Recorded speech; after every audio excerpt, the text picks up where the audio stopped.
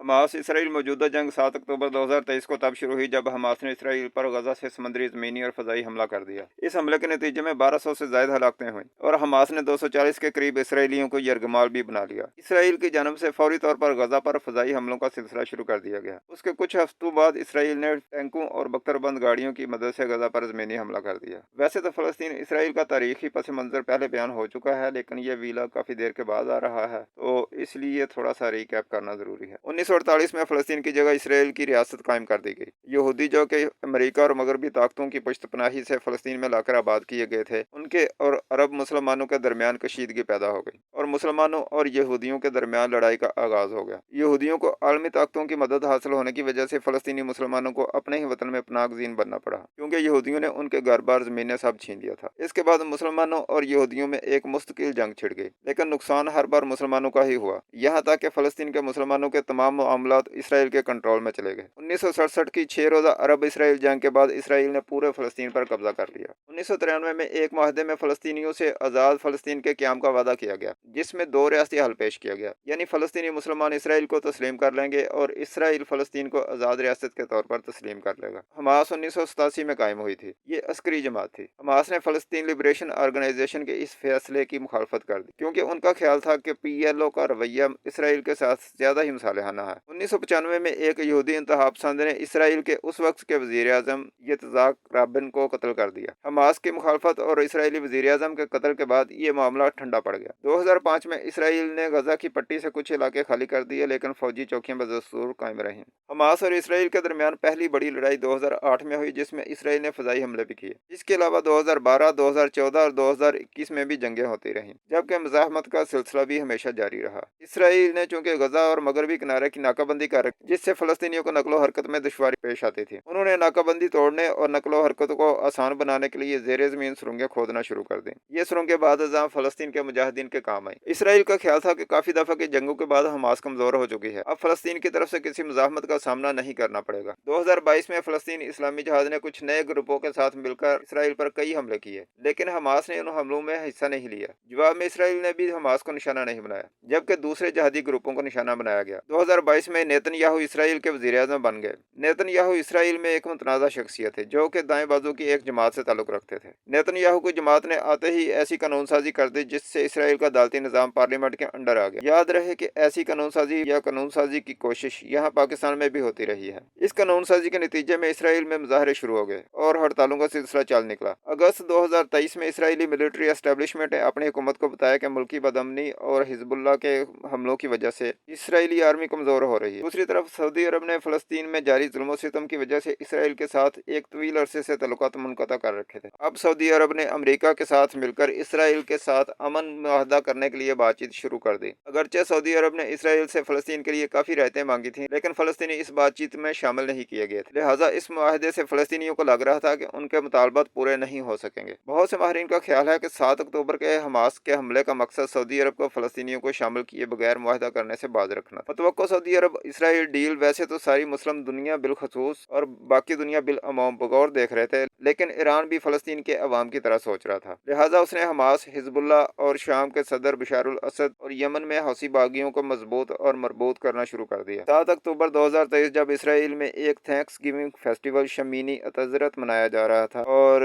Israel के ज़्यादातर फौजी छुट्टियों पर थे, हमास ने इंतहाई मरबूत हमला कर दिया। यह हमला सुबह 6 बजे के करीब किया गया था, जिसमें शुरू में ही हमास ने तकरीबन 2200 मिसाइल इसराइल पर बरसा दिए। 2200 मिसाइल बरसाना महज कोई जज्बाती फैसला नहीं था, ये एक इंतहाई कैलकुलेटेड हिकमत अमली थी, जिसे हमास की तैयारी और सलाहियत वाज़ेह होती है। इसराइल ने अपने बॉर्डर पर और इसराइल के अंदर बहुत मजबूत दिफाई निज़ाम आयरन डोम लगा रखा था। ये एक एंटी मिसाइल डिफेंस सिस्टम है। इस सिस्टम को फेल करने के लिए हमास ने 2200 मिसाइल एक साथ दे मारे थे, क्योंकि हर सिस्टम की एक हैंडलिंग कैपेसिटी होती है कि जी इतने मिसाइल आएंगे तो ये सिस्टम हैंडल कर लेगा, और अगर इससे ज़्यादा ट्रैफिक आएगी तो स्लो काम करेगा या काम ही नहीं करेगा वगैरह वगैरह। ये किसी सिस्टम के फीचर्स में चीज़ें शामिल होती हैं। हमास अपनी हिकमत अमली में कामयाब रहा, कम से कम 1500 जंगजू इसराइल के अंदर दाखिल करने में कामयाब हो गया। जंगजुओं को इसराइल में दाखिल करने के लिए बहुत सी जगहों पर बुलडोजर और धमाका खेज मवाद भी इस्तेमाल किया गया। खारदार तारें और कंक्रीट की दीवारें भी हमास को नहीं रोक सकी। हमास ने इसराइल में दाखिल होते ही उनकी फौजी छावनियों का मवासलाती निजाम काट दिया और फौजी चौकियों पर हमले शुरू कर दिए। इसी असना में समंदर के रास्ते हमास के जंगजू मोटर बोट्स के जरिए भी इसराइल में दाखिल हो गए। इसके अलावा कुछ जंगजू पैराशूट से भी इसराइल में दाखिल हुए।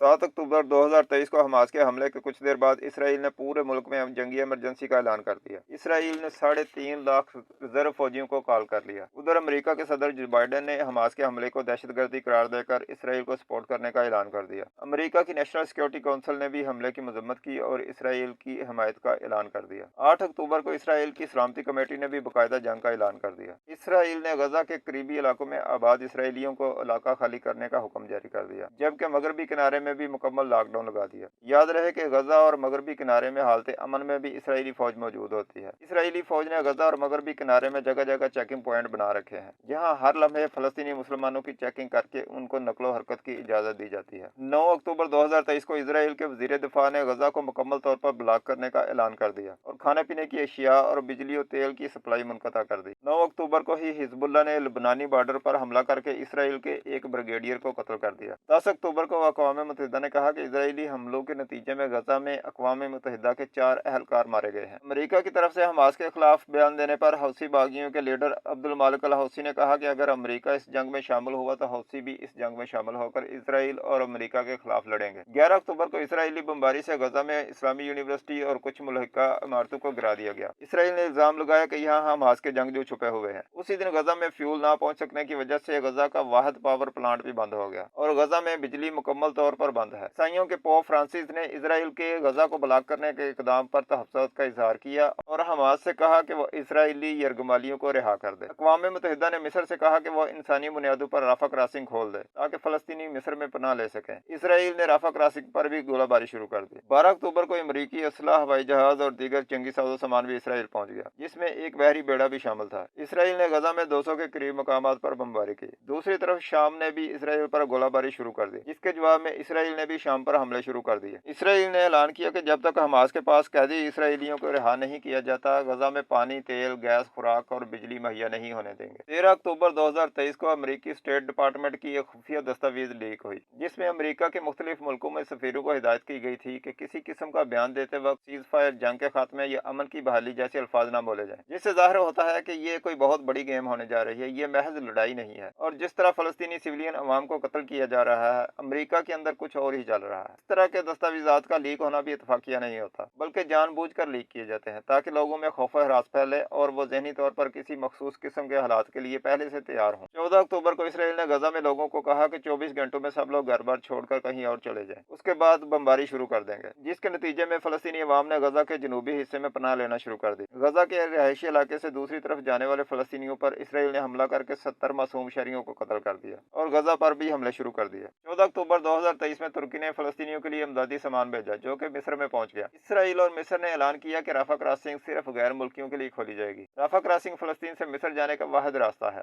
मिस्र ने ये रास्ता भी बंद कर दिया, लिहाजा तुर्की से आने वाली इमदाद भी फलस्तीनियों तक नहीं पहुंच सकी। अक़वाम मुत्तहिदा की एक मीटिंग में ईरानी वज़ीर ख़ारजा ने कहा कि अगर इसराइल ने गजा पर हमले बंद न किए तो ईरान भी इसराइल के खिलाफ कार्रवाई करेगा। 15 अक्टूबर 2023 को इसराइली बॉर्डर पुलिस ने मगरबी किनारे में 50 फलस्तीनियों को गिरफ्तार कर लिया। इसके बाद हिजबुल्लाह ने भी लबनान बॉर्डर पर इसराइली चौकियों को निशाना बनाया। इसराइल ने गजा में बमबारी करके 4 अस्पतालों को मुकम्मल या जुज़वी तौर पर तबाह कर दिया और साथ ही कहा कि गजा में 21 अस्पतालों पर बमबारी की जाएगी। पूरी दुनिया खामोश तमाशाई बनी हुई है। हालांकि ऐसा बयान किसी मुसलमान मुल्क की तरफ से दिया जाता तो सारी दुनिया में तनकीद शुरू हो जाती और इंसानी हकूक की तंजीमें हरकत में आ जाती, लेकिन इसराइल को खुली छुट्टी दी गई है। वो कुछ भी करता फिरे, अमेरिका और आलमी ताकतों ने उसको असला और दीगर फौजी साजो सामान फराहम करना है। आप इससे अंदाजा लगा सकते हैं कि यहूदी लाबी अमेरिका और दीगर ताकतवर मुल्कों में किस कदर मजबूत है। आज के लिए इतना ही। फलस्तीन में होने वाले जुल्म की बाकी दास्तान अगले वीलॉग में बयान की जाएगी। तब तक के लिए खुदा हाफिज।